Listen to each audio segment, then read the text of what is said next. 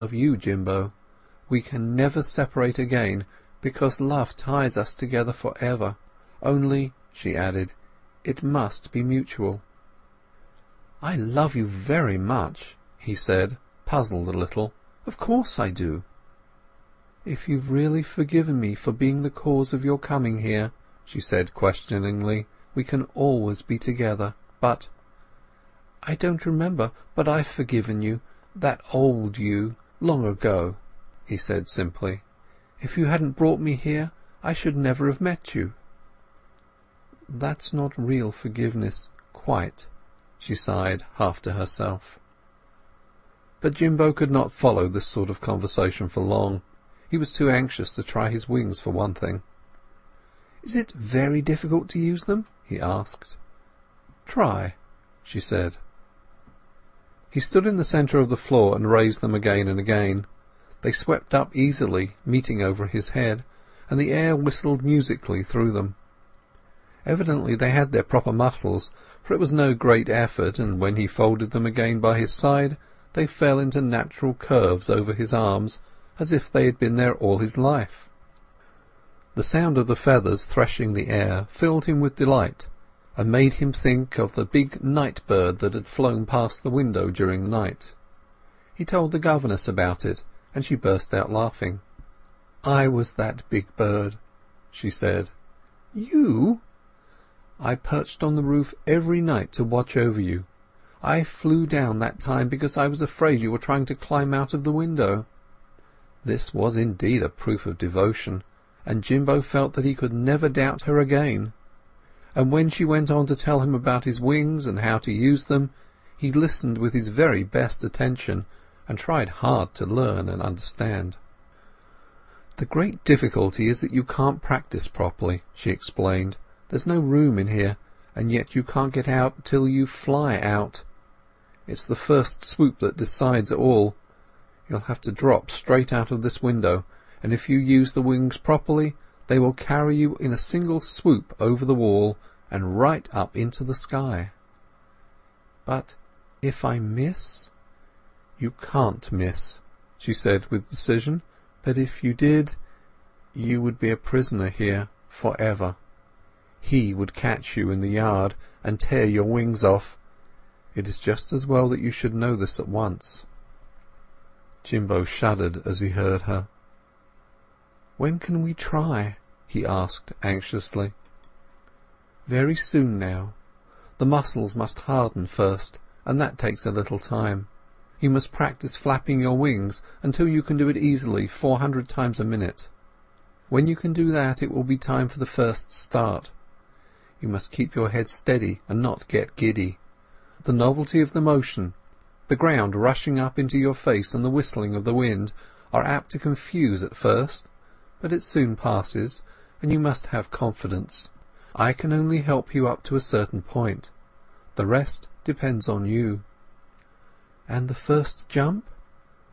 "You'll have to make that by yourself," she said. "But you'll do it all right. You're very light and won't go too near the ground. You see, we are like bats and cannot rise from the earth.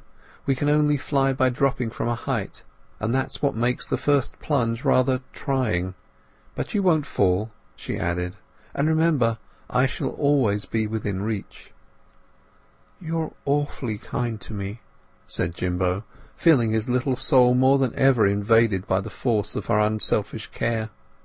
"I promise you I'll do my best." He climbed onto her knee and stared into her anxious face. "Then you are beginning to love me a little, aren't you?" she asked softly, putting her arms round him.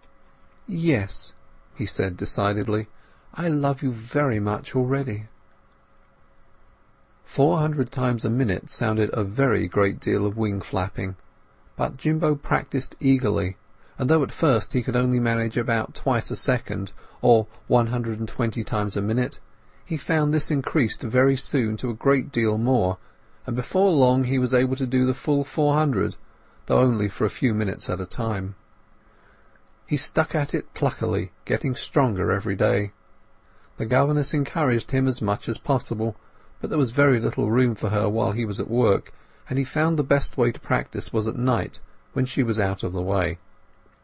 She told him that a large bird moved its wings about 4 times a second, 2 upstrokes and 2 downstrokes, but a small bird, like a partridge, moved its wings so rapidly it was impossible for the eye to distinguish or count the strokes.